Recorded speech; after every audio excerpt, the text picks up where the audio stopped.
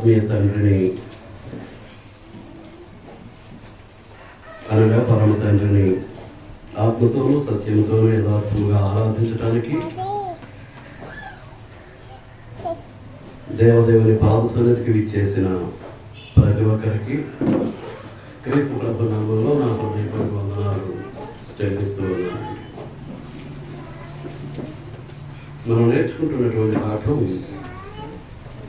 ఒక లోకమంతయు సంపాదించుకొని చివరకు తన ప్రాణాన్ని పోగొట్టుకుంటే, ఒక లోకమంతటిని సంపాదించుకొని కడకు తన ప్రాణమును పోగొట్టుకుంటే,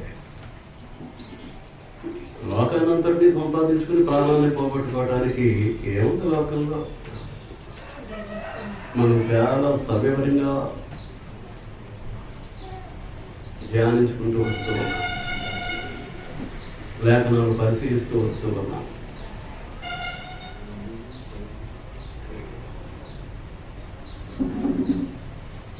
లోకాన్ని గురించి పాఠానికి అవసరమైనంత వరకు మనం నేర్చుకున్నాం. ఇప్పుడు ప్రాణాన్ని గురించి మనం ఆలోచన చేయబోతూ ఉన్నాం. ఈరోజు మనం ఆలోచించబోయేటటువంటి సంగతి లోకంలో ఉన్నటువంటి వైద్య శాస్త్రానికి అందనటువంటి సంగతి. ఎంత జ్ఞానవంతులైన వైద్య శాస్త్రజ్ఞులు వారి యొక్క తలంపు కానీ వారి ఊహకు కానీ అందనటువంటి సంగతిని గురించి ఈరోజు మనం ఆలోచన చేయబోతున్నాం.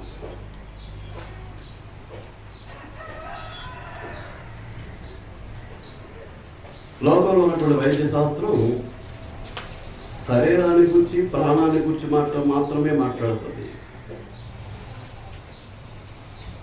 ఆత్మను గురించినటువంటి తలంపు కానీ ఆలోచన కానీ వైద్య శాస్త్రానికి ఉండదు. మనిషి బ్రతుకుతున్నాడు అని అంటే శరీరమే,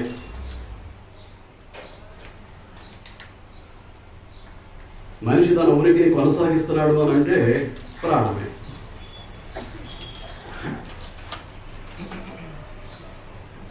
వైద్య శాస్త్రమే కాదు, లోకంలో ఉన్నటువంటి ఏ శాస్త్రానికి అందనటువంటి జ్ఞానం ఆత్మ సంబంధమైనటువంటిది, దైవికమైనటువంటి జ్ఞానం. ఈ సంగతులు నేర్చుకుంటూ కూడా మా డబ్బు, మా లోకము, మా శరీర సుఖము అనుకుంటూ బ్రతికేటటువంటి వాడు బ్రతికిన ఒకటే, చచ్చిన ఒకటే. భూమి మీద ఉండాల్సినటువంటి అవసరం లేదండి. ఉండటం వల్ల దేవునికి మహిమ లేదు. కుక్క పంది ఎలాగైతే బ్రతుకుతాయో అలా బ్రతికేసి చస్తాడంతే. తర్వాత నరకానికి పోతాడు. ఆడవాడి నమ్మకం మీకు అర్థమవుతుందా?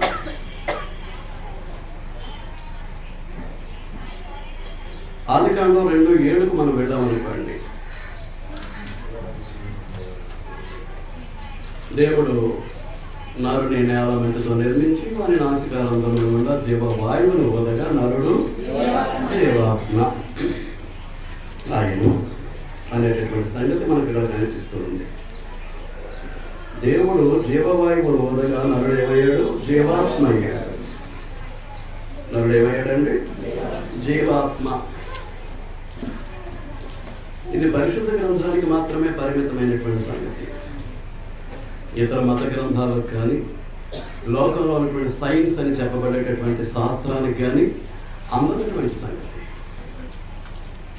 తరువాత మరొక వైద్య శాస్త్రానికి సంబంధించినటువంటి సంగతిని గురించి దేవుడు మాట్లాడుతూ యెషయా గ్రంథం 2వ అధ్యాయం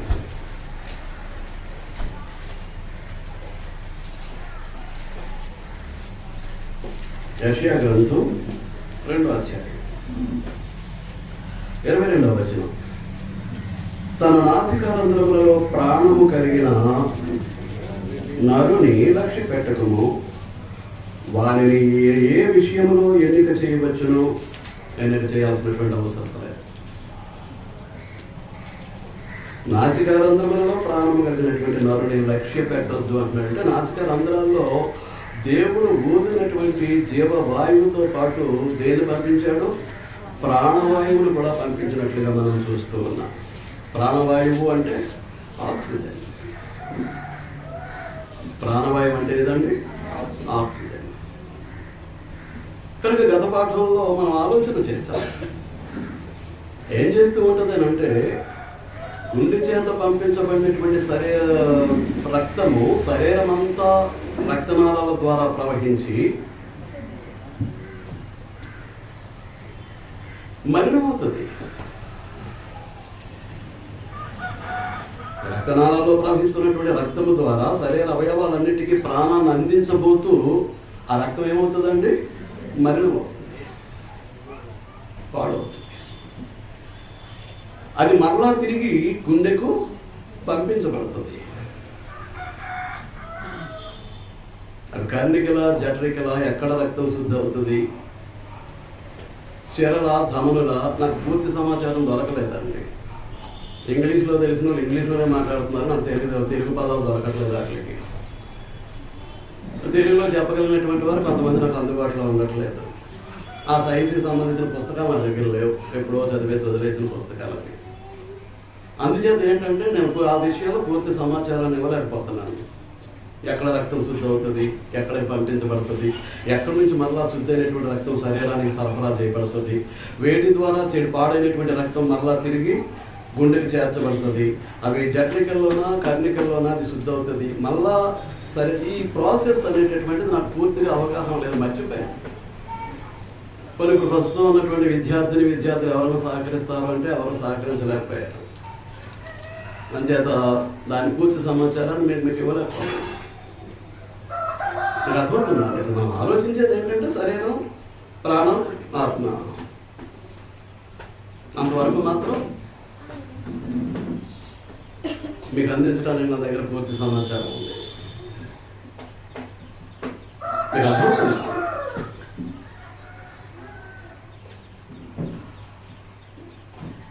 గుండెలో రక్తం శుద్ధి కావాలి అని అంటే ఏది కావాలండి?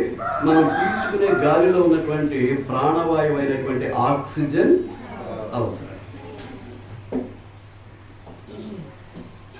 సర్వజ్ఞుడు ఎవరు? మహాజ్ఞాని. ఆయన జ్ఞానానికి మితి లేదు, పరిమితి అనేటటువంటిది లేదండి.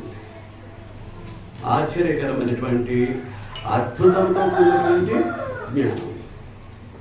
మానవుడు తన శరీర నిర్మాణాన్ని గురించి ఆలోచన చేస్తే దేవుణ్ణి కొనియాడకుండా, కీర్తించకుండా, ఘనపరచకుండా, మహిమపరచకుండా అసలు ఈ భూమి మీద ఒక్క క్షణం కూడా ఉండలేదండి. ఒక క్షణం కూడా బ్రతకడు. క్షణము కూడా దేవునికి మహిమ చెల్లిస్తూనే ఉంటాడు, కృతజ్ఞుడై బ్రతుకుతూనే ఉంటాడు. ఈ మానవ దేహ నిర్మాణాన్ని గురించి ఆలోచన చేస్తే ఎప్పటికే మీకు సమాచారం అందండి. నరుడు జీవాత్మ అంటే జీవించేటటువంటి ఆత్మ. అంటే ఆత్మకు కావాల్సింది జీవం. ఆత్మకు కావాల్సింది ఏదండి? జీవం. మరి శరీరానికి కావాల్సింది ప్రాణం. శరీరానికి కావాల్సింది ప్రాణం. శరీరానికి అవసరమైనటువంటి ప్రాణం రక్తంలో ఉంటుంది అనేది గ్రంథం తెలియజేస్తున్నటువంటి సంగతి. ఆ రక్తం మొత్తం దేహానికి అంతటికి ప్రాణాన్ని అందించుట్లో అదేమవుతుంది? మలినమవుతుంది, పాడవుతుంది. ఏదైనా అంతే. మోటార్ సైకిల్ డ్రైవ్ చేస్తున్నాం అనుకోండి, అందులో ఇంజనీర్ ఉంటుంది. 8 కిలోమీటర్లు లేదనుకుంటే ఇంతకాలము. 2 రకాలైనటువంటి ఆప్షన్స్ ఇస్తాడు మెకానిక్. ఆ టైం అయిపోవచ్చు, లేకపోతే అన్ని కిలోమీటర్లు తిరిగి వచ్చే తర్వాత ఏం చేయాలి? ఇంజనీర్ మార్చేయాలి, లేకపోతే బండి పాడైపోతుంది. ఈ భూమి మీద ఉన్నటువంటి ప్రతి ఇంజిన్కి ఇదే మార్గదర్శకం. దేవుడు సృష్టించినటువంటి శరీరమే మూలం. ఈ శరీర నిర్మాణం చొప్పుననే ఏ ఫ్యాక్టరీ అయినా, ఏ ఇంజిన్ అయినా, ఏ మిషన్ అయినా పనిచేసేది. మీరు గమనించాలండి. ఇదే మోడల్. మానవ దేహమే మోడల్. మహోన్నతమైనటువంటి దేవుడు, మహాజ్ఞాని అయినటువంటి దేవుడు ఎంతగా ఆలోచించాడో ఈ మనిషి యొక్క దేహాన్ని నిర్మించడానికి.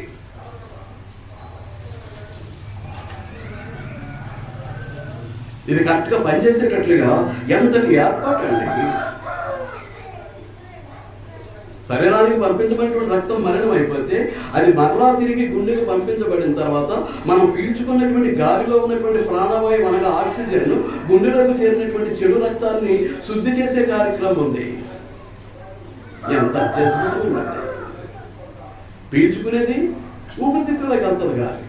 మరి ఊపిరితిత్తుల్లోంచి గుండెలోకి వెళ్ళి అక్కడ చేరినటువంటి చెడు రక్తాన్ని ఏ విధంగా శుద్ధి చేస్తుంది? ఏ విధంగా శుద్ధి చేస్తుంది? అందుతుందా? రమ్మనండి, వైద్యులే రమ్మనండి, వైద్య శాస్త్రజ్ఞులే రమ్మనండి, ఏం చెప్తారో చూస్తాను. అలా మా మేధస్సుకు అందుతుందా? ఊపిరితిత్తుల్లోకి వెళ్ళినటువంటి ఆ గాలిలో ఉన్నటువంటి ఆక్సిజన్, ఆ ప్రాణవాయువు గుండెకు చేరినటువంటి చెడు రక్తాన్ని ఏ విధంగా శుద్ధి చేసి మంచి రక్తంగా మారుస్తుంది? ఈ ఆక్సిజన్ అనేటటువంటి వాయువు వెళ్ళి రక్తంలో కరిగిపోయి, రక్తం ఏమవుతుంది అన్నది కరిగేటటువంటి స్వభావం ఉంది. తద్వారా రక్తాన్ని శుద్ధి చేసి నీ శరీరంలో ఉన్నటువంటి ప్రతి అవయవానికి, శరీరంలో ఉన్నటువంటి ప్రతి అణువణువుకు ఆ శుద్ధి అయినటువంటి రక్తాన్ని పంపించే ఏర్పాటు చేశాడు అని అంటే ఎంత మహాద్భుతమైనటువంటి జ్ఞానం అండి. ఏదో బ్రతికేస్తున్నాం, తిరిగేస్తున్నాం, సంపాదన చేసుకుంటున్నాం, సుఖపడిపోతున్నాం, ఈ శరీరమే మాకు ముఖ్యం, ఈ లోకమే ముఖ్యం అంటే ఎందుకు విడిచిపెడతాడు దేవుడు? ఎందుకు వదులుతాడండి? సరే, నీ తలంపులు నీ దగ్గర పెట్టుకో, నీ ఆలోచనలు నీ దగ్గర పెట్టుకో, ఏం చేయాలో నాకు బాగా తెలుసు. వేరేవాడ ఈ రాత్రి అనేక సంవత్సరాలకు సరిపడిగా సంపాదించేసాడట, చిన్న కొట్లు పడగొట్టేశాడట, పెద్ద కొట్లు కట్టేశాడట, వాటి నిండా ధాన్యాన్ని నింపేశాడట, అనేక సంవత్సరాలకు సరిపడిగా నీకు ఆస్తిని సమకూర్చేశాడు. నా ప్రాణమా సుఖించు, తిను, త్రాగు, సంతోషించు. దేవుని దృష్టికి వెర్రితనముతో కూడినటువంటి ఆలోచన, దైవ జ్ఞానము లేనటువంటి మూర్ఖత్వంతో కూడినటువంటి ఆలోచన. వాళ్ళు మనుషులు కాదంటే అసలు దేవుని చేత నిర్మించబడినటువంటి మానవత్వం అనేటటువంటిది వాళ్ళ దగ్గర లేదండి. ఈ లోకం కొరకు, శరీర సుఖం కొరకే బ్రతికే వారి దగ్గర ఏమి లేదు.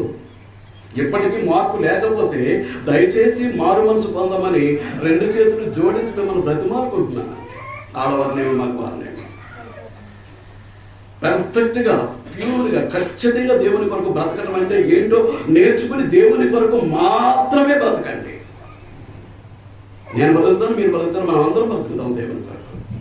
ఇక అంతకు మించినటువంటి ఈ మానవ జన్మ యొక్క సాఫల్యత ఏం లేదు. అంతకు మించినటువంటి గొప్పదనం ఈ మనిషికి ఏమీ లేదండి. ఎలా శుద్ధి చేస్తుంది? పీల్చుకుంటే నాసికారంధ్రం గుండా ఊపిరితిత్తుల్లో ప్రవేశించినటువంటి ప్రాణవాయువు గుండెకి చేరినటువంటి చెడు రక్తాన్ని ఎలా శుద్ధి చేస్తుంది? ఆ శుద్ధి కార్యక్రమం లేకపోతే ఇమీడియట్గా చేస్తాం. ఏం చేద్దాం? శరీరం అంతా చెడు రక్తమే ఉంటుంది. ఎలా నిర్మాణం చేశాడు దేవుడి దేహాన్ని? డాక్టర్ కాదు, వైద్య శాస్త్రానికే అందనటువంటి పరిస్థితి. వైద్య శాస్త్రానికే అందనటువంటి పరిస్థితి.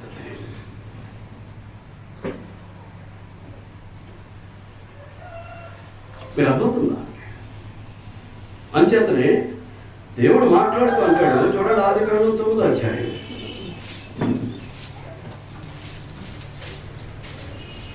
ఆదికాండం 9వ అధ్యాయం 4-5 వచనాలు.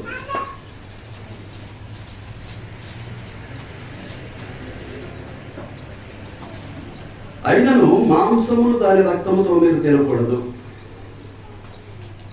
మాంసమును దాని రక్తముతో మీరు తినకూడదు. ఎందుచేతనంటే రక్తమే దాని ప్రాణము. మన గతంలో లేవికాండంలో చూసాం, ద్వితీయోపదేశకాండంలో కూడా మనం లేఖనాలు పరిశోధించడం జరిగింది పరిశీలన పూర్వకంగా. మరియు మీకు ప్రాణమైన మీ రక్తమును గురించి విచారణ చేయుదును. ఏమంటున్నాడు? నోవాహుతోటి, వారి కుటుంబ సభ్యులతోటి మాట్లాడుతూ జలప్రళయం తర్వాత ఏం మాట్లాడుతున్నాడు?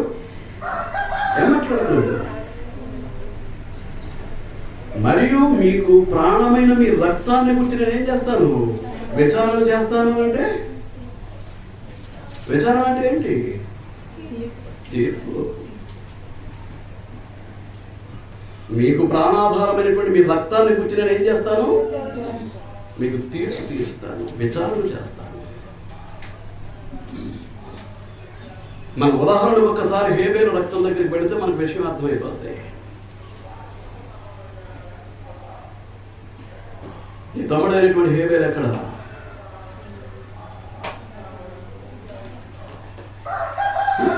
ఏమంటాడు? నా తమ్ముడికి నేను ఏమైనా కావాలి వాడినా అని అడిగాడు దేవుణ్ణి. నీ తమ్ముడైనటువంటి ఆ నీతిమంతుని యొక్క రక్తము భూమిలోకి అయితే ఇంకిపోయిందేమో కానీ ఆ నీతిమంతుని యొక్క రక్తం భూమిలో నుంచి ఏం చేస్తుంది? నాకు మొరపెడుతుంది.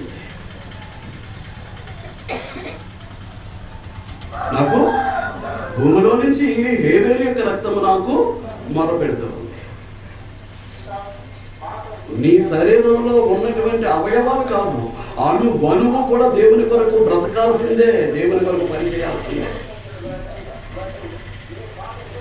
నీ దేహంలో ఉన్నటువంటి అణువణువును గురించి కూడా నేను ఏం చేయబోతాను?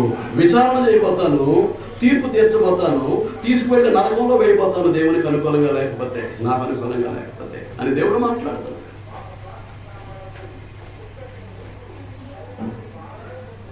నాట్ ఓన్లీ ద ఆర్గన్స్, అవయవాలు మాత్రమే కాదు, అణువణువు, నీ దేహంలో ఉన్నటువంటి అణువణువు. పుట్టినప్పుడు ఎంత ఉంటాడు? ఎదుగుతున్నాడు అంటే అణువుల యొక్క జీవ కణాల యొక్క పొందుకే మనిషి యొక్క ఎదుగుదల. అక్కడ కూడా దేవుని యొక్క జ్ఞానం మనకంతూ చిక్కదండి.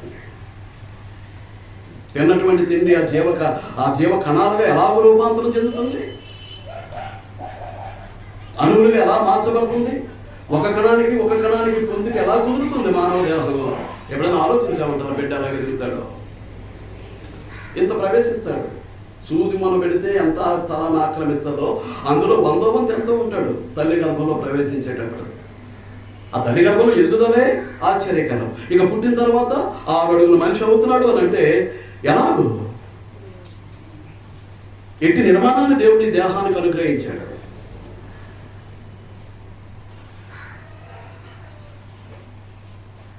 దేవుని కొరకు మాత్రమే బ్రతుకుతాడు, దేవుని కొరకు మాత్రమే చేస్తాడు. ఈ జ్ఞానాన్ని గ్రహించుకునేవాడు డబ్బు కోసం కాదు, ఈ లోక సుఖం కొరకు కాదు.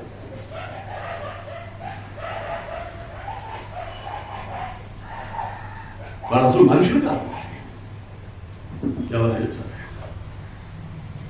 అంచేతను ఏమంటున్నాడు?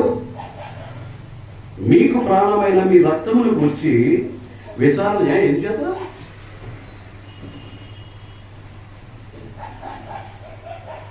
వాడి రక్తంలో కలిసిపోతుంది వాడి స్వభావం.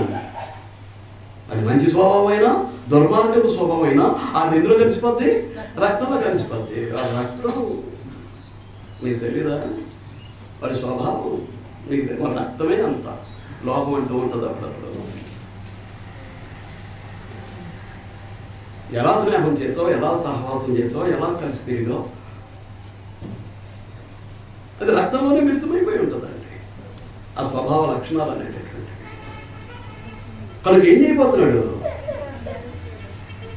మీకు ప్రాణము అయినటువంటి మీ రక్తమును గూర్చి నేనేం చేయబోతాను? విచారణ చేయబోతాను. దాని గూర్చి ప్రతి జంతువును నరులను విచారణ చేయుదును, ప్రతి నరుని ప్రాణమును గూర్చి వాడి సహోదరుని విచారణ చేయదును.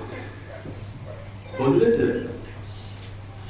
ఇంత నిర్మాణం చేసి నాకు మహిమకరంగా బ్రతకమని చెప్పినటువంటి దేవుడు నువ్వు అక్రమమైనటువంటి అన్యాయముతో కూడినటువంటి దేవునికి వ్యతిరేకమైనటువంటి, దేవుని మీద తిరుగుబాటు చేసేటటువంటి, దేవుణ్ణి ఎదురాడేటటువంటి, దేవుని మీదే దాడి చేసేటటువంటి జీవిత విధానాన్ని కలిగి ఉంటే చూస్తూ ఊరుకోడండి. విడిచిపెట్టేటటువంటి ప్రసక్తి లేదు.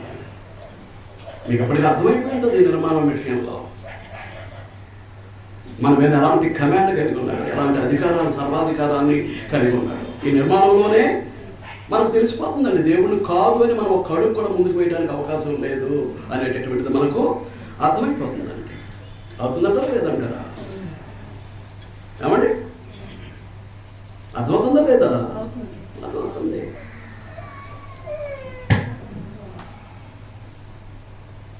రైట్. మన రక్తాన్ని గురించి ఆయన ఏం చేయబోతున్నాడు? విచారణ చేయబోతాడు.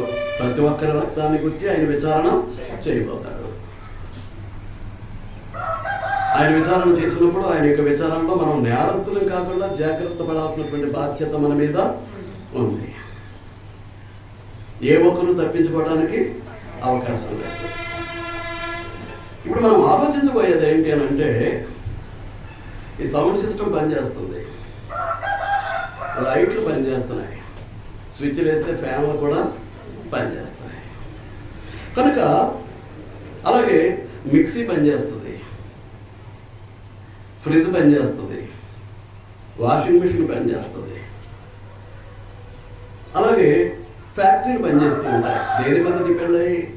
విద్యుత్ శక్తి మీద, కరెంటు మీద ఆధారపడి. కనుక ఇవన్నీ పని చేయాలి అని అంటే ఏ రెండు వైర్లు కలవకుండా, మనిషి కలవకుండా ఏది పని చేయదు. వాస్తవం అంటారా కాదంటారా? ఏ రెండు వైర్లు జాయింట్ చేయకుండా, ఏ రెండు వైర్లు కలవకుండా సౌండ్ సిస్టమ్ పనిచేయదు, లైట్ వెలగదు, ఫ్యాన్ తిరగదు, మిక్సీ పనిచేయదు, ఫ్రిడ్జ్ పనిచేయదు, రెఫ్రిజిరేటర్, వాషింగ్ మిషన్ పనిచేయదు, ఫ్యాక్టరీ పనిచేయదు. పనిచేయడానికి అవకాశం లేదు. ఇది 77లో మా నాన్నగారు కొనిచ్చారండి కీ సిస్టమ్ వాచ్, 77. ఇప్పటికీ 44 years without repair. HMT without repair. ఇది కూడా ఎలా పనిచేస్తూ ఉంటుంది? లోపల బ్యాలెన్స్ స్టాంప్ అని ఉంటుంది ఒకటి, అది ఇలా రింగు కింద ఉంటుంది. దాన్ని కీచినప్పుడు ఏం చేస్తుంది? దాని దగ్గరికి చుడుతుంది. ఆ తర్వాత అది వెనక్కి వస్తూ ఉంటుంది. వెనక్కి వచ్చినప్పుడు మిగిలిన మిషన్ అంతటి అది ఏం చేస్తూ ఉంటుందండి? తిప్పేటటువంటి ఏర్పాటు వాచ్యం తయారు చేసినటువంటి వాడు పెట్టాడు. ఇందులో ఏముంటాయి? వివిధ రకాలైనటువంటి పండ్ల చక్రాలు ఒకదానికొకటి ఉంటాయి. ఈ ఒక చక్రం తిరుగుతుంటే మిగిలినటువంటి పండ్ల చక్రాలన్నీ కూడా ఏం చేస్తాయి? ఒకదాన్ని బట్టి లిక్కి ఎలా పెట్టేసి ఉంటాయి. ఇది తిరుగుతుంటే ఇది తిరుగుతుంది, ఇది తిరుగుతుంటే ఇది తిరుగుతుంది. ఆ విధంగా ఏమవుతాయి అన్నమాట, ఈ ముళ్ళన్నింటినీ తిప్పుతూ ఉంటుంది. ఇప్పుడు వచ్చినటువంటి డిజిటల్ వాచ్ సిస్టమ్ గురించి నేను మాట్లాడట్లేదు. ఇస్తే తిరిగేటటువంటి వాచ్ సిస్టమ్ గురించి నేను మాట్లాడుతున్నాను. ఆ పళ్ళ చక్రాలు ఏం చేస్తాయి? ఒక దాంట్లో ఒకటి ఇరుక్కుని ఏం చేస్తుంటాయి? వాడు తిరుగుతుంటే మిగిలిన కూడా తిరిగి ఆఖరికి ఏం చేస్తాయి? సెకండ్ ముళ్ళను తిప్పి, నిమిషాల ముళ్ళను తిప్పి, గంటల ముళ్ళని క్రమబద్ధమైనటువంటి రీతిలో తిప్పి. కనుక ఒకదాని మీద ఒకటి ఆధారపడి ఉంటుంది. మీకు విషయం అర్థమైంది? కరెంటు సరఫరా అవ్వాలంటే ఏ రెండు వైర్లని జతపరచబడ్డది పనిచేయాలి. ఇప్పుడు ఈ మిషన్ పనిచేయాలి అని అంటే పళ్ళ చక్రాల మీద ఒకదాని మీద ఒకటి ఏం చేయాలి? ఆధారపడితే ఒకదాన్ని బట్టి ఒకటి ఏం చేస్తుంది? తిరుగుతుంటాయి. ఎనీ ఫ్యాక్టరీ, ఎంత పెద్ద ఫ్యాక్టరీ అయినా సేమ్ సిస్టమ్, పళ్ళ చక్రాల మీద ఆధారపడే పనిచేస్తుంది. దాని అంతటి మొత్తం తిప్పేది కరెంట్. అర్థమవుతుందా? ఇప్పుడు మానవుడు రెండు భాగాలు, ఒకటి శరీరము, రెండు ఆత్మ. ఒకటి శరీరము, రెండు ఆత్మ. ఈ రెండు కలిస్తేనే మనిషి బ్రతుకుంటాడండి. ఆలోచించారు కదా? శరీరము ఆత్మ కలిస్తేనే మనిషి బ్రతుకుంటాడు. ఈ రెండు విడిపోయి అనుకోండి, మనిషి ఇమీడియట్గా చేస్తాడు.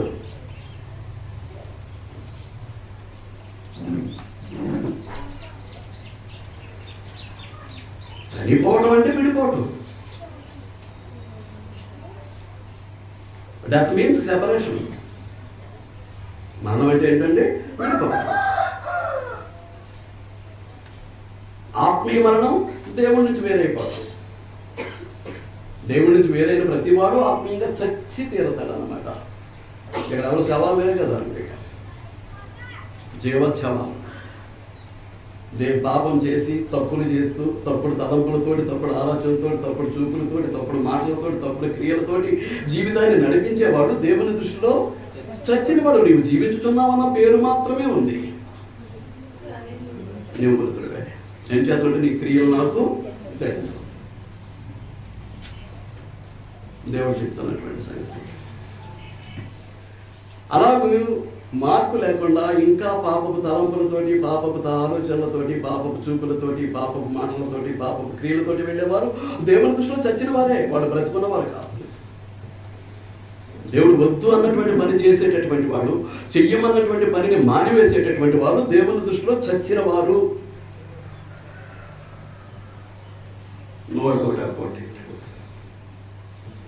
వద్దన్నది మానేయటమే, చెయ్యటమే కాదు, చెయ్యమన్న పని చెయ్యకపోవటం కూడా ఏంటన్నమాట అండి మన మరణ స్థితికి, మన చావు స్థితికి మూల కారణం. కోట్లాది మంది నశించిపోతున్నారు. వారి రక్షణ కొరకు సత్య సువార్తను ప్రకటించాల్సినటువంటి బాధ్యత క్రీస్తు సంఘంలో ఉన్నటువంటి ప్రతి సహోదరుని మీద, సహోదరి మీద ఉంది. చేస్తున్నామా?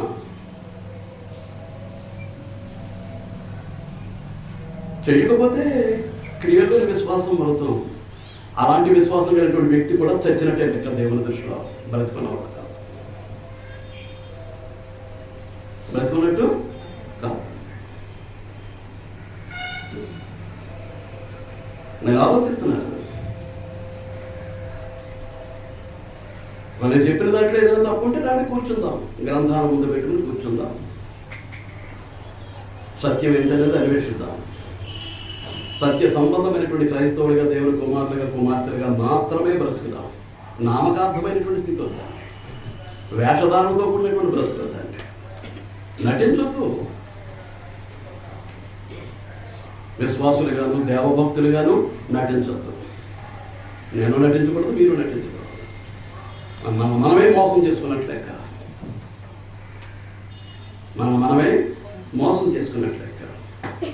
రైట్, ఆలోచిస్తున్నారు కదా. ప్రతి 2 వైర్లు కలిపి బ్యాండ్ అయితే అక్కడ టేపు చుడితేనే కానీ కరెంటు సరఫరా జరగదండి. నేను పొడుగు వంటి వైర్ బయటకెళ్ళి కనెక్షన్ ఇచ్చేస్తాను, వెళ్ళిపోవాలంటే మధ్య మధ్యలో కొన్ని అవసరతలు ఉంటాయి. ఆ విద్యుత్ సరఫరా విషయంలో అవసరతలు ఉంటాయి. అప్పుడు ఏం చేయాలి? కట్ చేయాలి, మరొక వైపుని కలిపి అక్కడ మళ్ళా టేప్ చుట్టి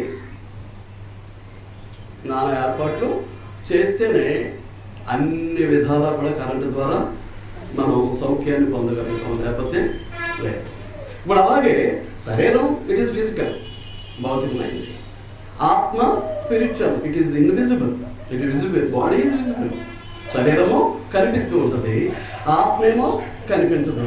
మరి కనిపించే శరీరానికి, కనిపించినటువంటి ఆత్మకు, దృశ్యమైనటువంటి దేహానికి, అదృశ్యమైనటువంటి ఆత్మకును లింక్ ఉంటేనే మనిషి బ్రతుకుతాడు. ఎప్పుడైనా ఆలోచించారా? ఎప్పుడైనా ఆలోచించారా?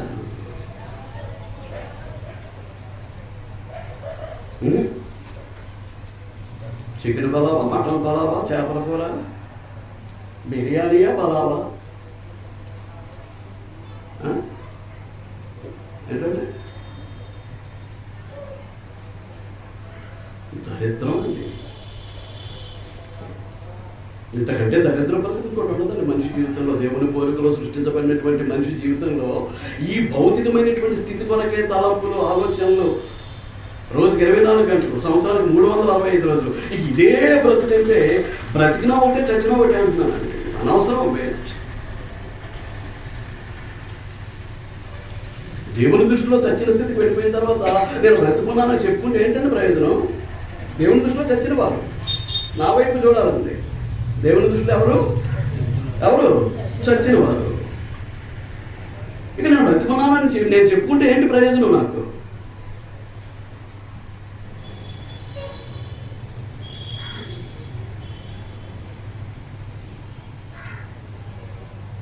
According to my life, I am dead person in the sight of God. దేవుని దృష్టిలో నేను ఎవరిని, నా జీవన విధానాన్ని బట్టి నేను ఎవరిని? చచ్చినటువంటి వాడిని. నేను బ్రతుకున్నాను అంటున్నాను, ఏంటి ప్రయోజనం అంటున్నాను?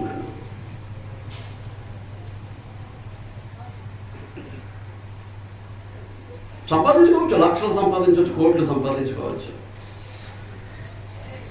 మనుగులు వెండి సంపాదించవచ్చు, కేజీల్లో బంగారం సంపాదించుకోవచ్చు. నా భూతో నా భవిష్యత్తు అన్నట్టుగా కొంపలు కట్టుకోవచ్చు,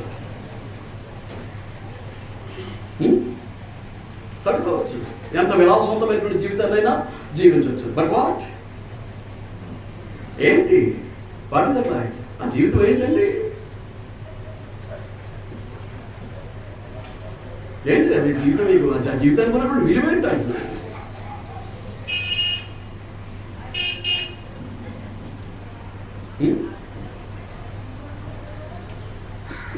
కాబట్టి మనం జాగ్రత్తగా ఆలోచన చేస్తే రక్తము ఒక మనిషి యొక్క ప్రాణం. ఇంతవరకు మనం చూసాం. ఒక మనిషి యొక్క రక్తాన్ని గురించి దేవుడు ఏమంటున్నాడు? విచారణ చేస్తాను, తీర్పు తీరుస్తాను అంటున్నాడు. రక్తమేమో దృశ్యమైంది, ఆ రక్తంలో ఉన్నటువంటి ప్రాణమేమో అదృశ్యమైనది.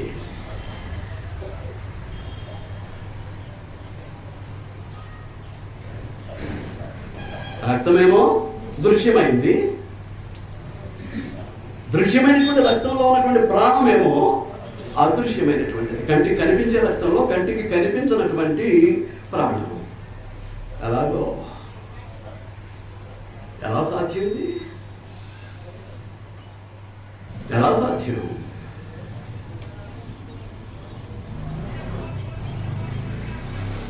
ఎలా సాధ్యం?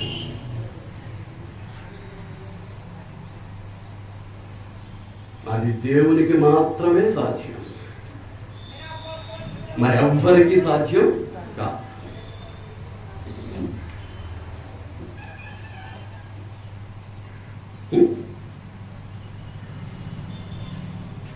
The creation possible to God only. ఆ నిర్మాణము, ఆ సృష్టి దేవునికి మాత్రమే సాధ్యం. శాస్త్రాలు, శాస్త్రజ్ఞులు, ఈ లోక సంబంధమైనటువంటి జ్ఞానం వల్ల ఏమీ కాదండి. అంచేతనే ఉన్నత విద్యను అభ్యసించిన ప్రతి ఒక్కరికి నా హృదయపూర్వక వందనాలు తెలియజేస్తూ ఉన్నాను. మీ డిగ్రీలు చూసుకుని ఊరికి మోసపోకండి, మురిసిపోకండి. దీని ముందు దేనికి పనికిరవండి. మీ డిగ్రీలు, మీ చదువు, మీ జ్ఞానం దీని ముందు దేనికి పనికిరావు. వెర్రితనం. ఈ లోక జ్ఞానాన్ని ఏం చేశాడు దేవుడు? వెర్రితనం. ఈ వెర్రితనాన్ని పట్టుకుని ఇంకా వెర్రివాళ్ళు అయిపోయి ఈ లోక జ్ఞానం పడి ఎంత చదువుకున్నానో అంత చదువుకున్నాను, నా జ్ఞానం ఎంత, నా తెలివితేటలు ఎంత, నా వివేకం ఎంత వద్దండి. విద్యావంతులు నేను చేసుకునే వేడుకోలేదు. మీకు అర్థమవుతుందా? చెత్త. డబ్బులు సంపాదించుకోవడానికి ఉపయోగపడుతుందేమో కానీ నీ ప్రాణాన్ని రక్షించుకోవడానికి ఉపయోగపడుతుంది. నీ ఆత్మను పరలోకాన్ని పంపించుకోవడానికి, నిత్య జీవాన్ని స్వతంత్రించుకోవడానికి ఉపయోగపడుతుంది. డబ్బు కూలి చేసుకున్నవాడు కూలివాడు బతికేస్తున్నాడు, కోట్లు సంపాదించే నువ్వు బతికేస్తున్నావు. ఏంటి తేడా? ఏంటి తేడా? వాడు రోజుకి 200, 300 తెచ్చుకుని వాడు బతికేస్తున్నాడు. నువ్వు రోజుకి వేలాది రూపాయలు జీతాన్ని పొందుతూ నువ్వు బతికేస్తున్నావు. ఏంటి తేడా అంటున్నానండి? ఏంటి వ్యత్యాసం? ఏంటి? వాడేది తింటే నువ్వు అది తింటావు, వాడు దానికోసమే తింటావు, నువ్వు దానికోసమే తింటావు. దేనికోసం? కడుపు నిండాలి, శరీరానికి రక్త పుష్టి కావాలి, ఆరోగ్యంగా ఉండాలి. అందుకనకే ఇక అంత మించేవి లేదు. కనుక మహాజ్ఞాని అయినటువంటి దేవుడు దృశ్యమైనటువంటి కంటికి కనిపించేటటువంటి రక్తంలో అదృశ్యమైనటువంటి కంటికి కనిపించినటువంటి ప్రాణాన్ని ఎలాగూ నిక్షిప్తం చేశాడు, ఎలా ఉంచగలిగాడు? వైద్య శాస్త్రానికి అందినటువంటి విషయం కాదు, వైద్య శాస్త్రజ్ఞులకు అందినటువంటి జ్ఞానం కాదు.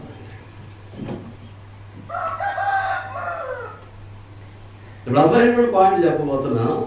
సరే, ఇప్పుడు మనకు లింక్ కావాలన్నారు కదా, కనెక్షన్ కావాలి. దేనికైనా కనెక్షన్ ఉంటేనే అది పనిచేస్తుంది. కనెక్షన్ లేకుండా ఏది పనిచేయదు. ఇప్పుడు శరీరము, ఆత్మ, 2 భాగాలు, 2 ప్రత్యేకమైనటువంటివి. శరీరమేమో దృశ్యమైనటువంటిది, కంటికి కంటికి కనిపించేటటువంటిది, రక్త మాంసాలతో అంటే పదార్థ సంబంధమైనటువంటి దేహం ఇది. కానీ ఆత్మేమో అదృశ్యమైనది, కంటికి కనిపించేది కాదు. ఈ రెంటిని అనుసంధానం చేస్తేనే మనిషి బ్రతుకుంటాడు, విడిపోతే చనిపోతాడు. చెప్పాను కదా ఇందాక, ఆత్మీయ మరణం అంటే దేవునికి దూరం అయిపోవటం. పాపం చేసిన ప్రతివాడు, దేవుని వాక్యాన్ని, దేవుని మాట వినని ప్రతివాడు దేవునికి దూరమై చచ్చిన స్థితికి, మన మృతి స్థితికి, మరణ స్థితికి వెళ్ళిపోతాడు. దేవుని దృష్టిలో కూడా చచ్చిన వాడు, ఆమె చచ్చింది. మీకు అర్థమవుతుందా? అలాగే శరీరం నుంచి ఆత్మ విడిపోయింది అనుకోండి, శరీరం నుంచి ఏమైంది? ఆత్మ విడిపోయింది అనుకోండి, శరీరం ఏమవుద్ది? It will go into death state, మరణ స్థితికి వెళ్ళిపోతుంది. శరీరం నుంచి ఆత్మ విడిపోయింది అని అంటే శరీరం ఏమవుతుంది? మరణ స్థితికి, మృత స్థితికి వెళ్ళిపోతుంది. ఇప్పుడు రెండు అనుసంధానం అయితేనే మనం బ్రతికేది, శరీరము ఆత్మ అనుసంధానం అయితేనే బ్రతికేది. కనుక మహాజ్ఞాని, అద్భుతమైనటువంటి జ్ఞానం ఎవరిది? దేవునిది. రక్తంలో దృశ్యమైనటువంటి రక్తంలో అదృశ్యమైనటువంటి ప్రాణాన్ని బట్టి ఈ ప్రాణాన్ని ఏం చేశాడన్నమాట? ఆ ప్రాణం కూడా కంటికి కనిపించదు. ఈ ప్రాణాన్ని ఏం చేశాడన్నమాట? శరీరానికి ఆత్మకు ఒక వారధిగా, ఒక బ్రిడ్జ్గా ఎలా చేశాడు.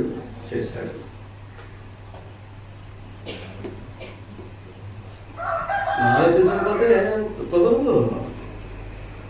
నేను చెప్పే దాంట్లో వాస్తవం ఉందా లేదా అనేది మీరు వివేచించాలి. ఏదో చెప్పుకోపోతున్నాను, అది నిజమా కాదా, వాస్తవమా కాదా, అందులో యథార్థత ఉందా లేదా? పండితుల్లో కూర్చోకండి, మహాజ్ఞానుల్లాగా ఆలోచించండి. దృశ్యమైనటువంటి కంటికి కనిపించే రక్తంలో ఉన్నటువంటి అదృశ్యమైనటువంటి ప్రాణము ఏం చేస్తుంది అన్నమాట? భౌతికమైనటువంటి దేహాన్ని అదృశ్యమైనటువంటి ఆత్మను ఏం చేస్తుంది? అనుసంధానం చేస్తుంది, కలుపుతుంది. రక్తంలో ఉన్నటువంటి ప్రాణం పోయినా ఆత్మ నిలబడదు. శరీరంలో ప్రాణం పోయింది అనుకోండి, ఆత్మ ఉంటుందా? దేహాన్ని గుడారంగా చేసుకుని ఆత్మ ఉండదు. కొన్ని ఆత్మ వెళ్ళిపోయే పరిస్థితి వచ్చింది, దేవుడు పిలిచేసాడు అనుకోండి, ఆత్మ వెళ్ళిపోయినా ఈ శరీరంలో ప్రాణం ఉండటానికి, రక్తంలో ప్రాణం ఉండటానికి లేదు. విషయం అర్థమవుతుంది. నీ నిర్మాణం ఏంటో నీకు అది తెలుస్తుంది. ఇప్పుడు యాక్సిడెంట్ అయ్యి రక్తస్రావం అయిపోయింది అనుకోండి, రోడ్డు మీద రక్తం పోమని పోయింది అనుకోండి, బతుకుతాడా? బతుకుతాడు. అలాగే పాండు రోగం అని ఒకటి ఉంది,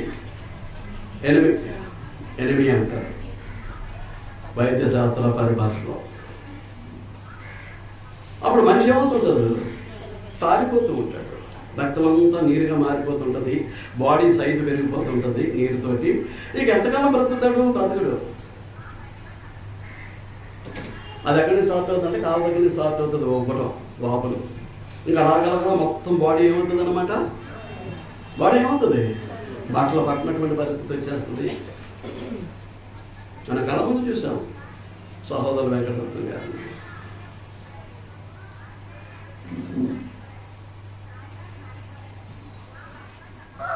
ప్రభుత్వం నిద్రించినటువంటి వెంకటరత్నం గారు బట్టలు పట్టినటువంటి పరిస్థితి, రక్తం లేదు మనిషిలో. ఏంటిది? బాడీలో రక్తం అంతా నీరుగా మారిపోతుంది, బాడీ సైజ్ ఏమైపోతుంది? పెరిగిపోతుంది. దాన్ని తెలుగు భాషలో ఏమంటారు? పాండు రోగం అంటారు. బ్రతుకుతాడా? ఆడవాళ్ళు కానీ బ్రతకడానికి అవకాశం లేదు, బ్రతకడానికి అవకాశం లేదు. ఇప్పుడు రక్తంలో ఉన్నటువంటి ప్రాణం ఏమవుతుంది? క్షీణించిపోతుంది. రక్తం క్షీణిస్తుంటే రక్తంలో ఉన్నటువంటి ప్రాణం కూడా ఏమవుతుందండి? క్షీణించిపోతుంది. క్షీణించిపోయినప్పుడు ఒక రోజున ఏమవుతుంది? పూర్తిగా బ్లడ్లెస్ అయిపోయిన తర్వాత ప్రాణం శరీరాన్ని వదిలేస్తుంది. ఆల్రెడీ వదిలేస్తుంది కదా, క్షీణిస్తుందని చెప్తున్నాను కదా. ఇప్పుడు ప్రాణం లేని పరిస్థితి శరీరానికి ఏర్పడితే ఈ శరీరంలో ఆత్మ ఉండడానికి అవకాశం ఉందా? ఇది మృత స్థితికి వెళ్ళిపోతుంది. ఈ మృతమైనటువంటి దేహాన్ని గుడారంగా చేసుకుని ఇందులో ఆత్మ నివసించడానికి అవకాశం లేదు. ఈ ఆత్మ మీద ఆధిపత్యం ఎవరిది? దేవునిది. మంటికి మార్చేటటువంటి అధికారం కలిగినటువంటి దేవుడు, మనుషులను నరులను మంటికి మార్చేటువంటి అధికారం కలిగినటువంటి వాడు. పంపించినటువంటి దేవుడు మరలా తిరిగి రమ్మనమని పిలవడానికి అధికారం కలిగినటువంటి దేవుడు. రమ్మని పిలిచాడు అనుకోండి, అప్పుడు ఈ ఆత్మ ఏం చేస్తుంది? ఈ శరీరాన్ని విడిచిపెట్టి దేవుని పిలుపుని అందుకుని వెళ్ళిపోయింది అనుకోండి, ప్రాణం ఉంటుందా?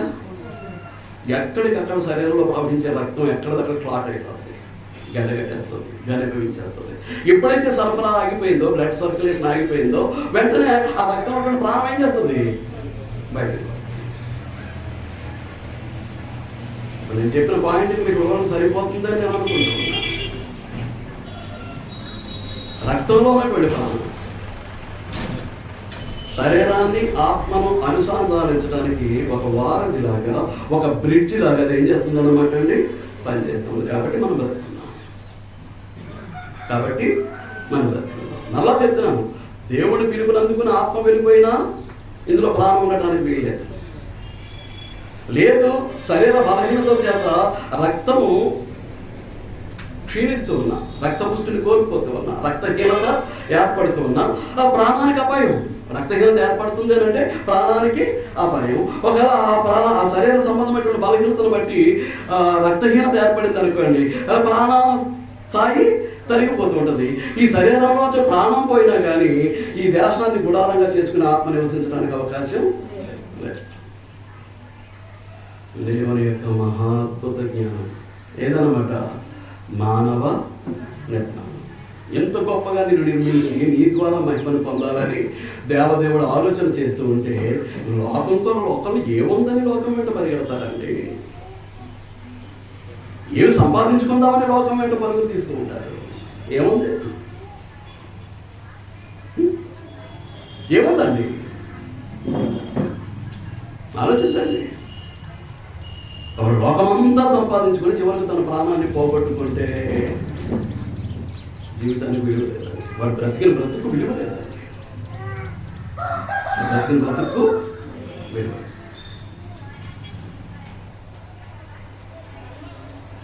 లోకంలో ఏముందనేది పూర్తిగా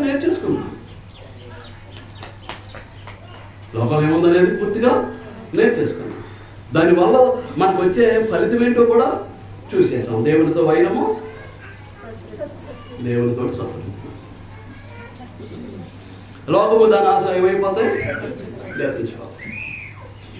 దేవుని చిత్తాన్ని నెరవేర్చేవాడు మాత్రమే ఎల్లప్పుడూ నిల్చుంటాడు. దేవుని చిత్తాన్ని తెలియజేసేది ఏది, దేవుని పరిశుద్ధ గ్రంథం. దేవుని చిత్తాన్ని తెలియజేసేది ఏది, దేవుని యొక్క పరిశుద్ధ. కాబట్టి రక్తం ఏంటన్నమాట, ప్రాణాధారం. ప్రాణము కాదు, ప్రాణానికి ఆధారం. చూడండి, ద్వితీయోపదేశకాండం 12వ అధ్యాయం.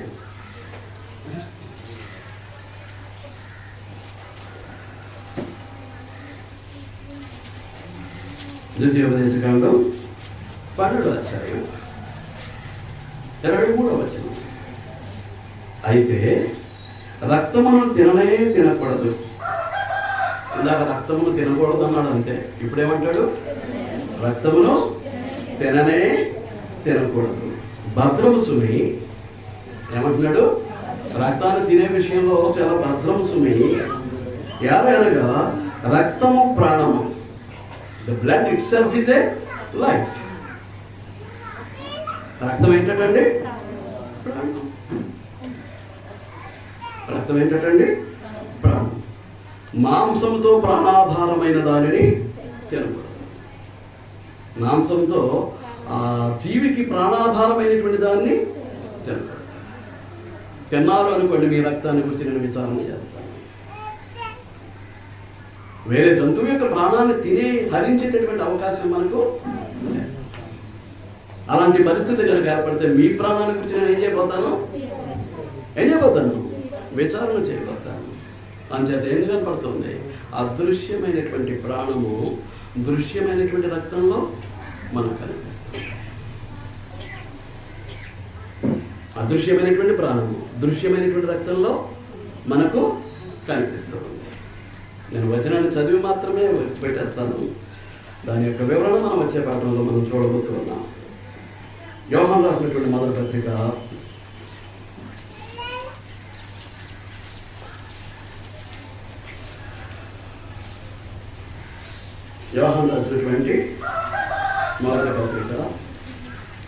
3వ అధ్యాయం 16వ వచనం. ఆయన అనగా ప్రభు అయినటువంటి యేసుక్రీస్తు మన నిమిత్తము తన ప్రాణము పెట్టెను. ఆయన మన నిమిత్తము తన ప్రాణము పెట్టెను. ఆలోచిస్తూ ఉండండి. ఇదే పాయింట్ దగ్గర మనం పాఠాన్ని ముందుకు తీసుకువెళ్తాం. ఈరోజు విన్నటువంటి పాఠం వైద్య శాస్త్రానికి, వైద్య శాస్త్రజ్ఞులకు అందనటువంటిది.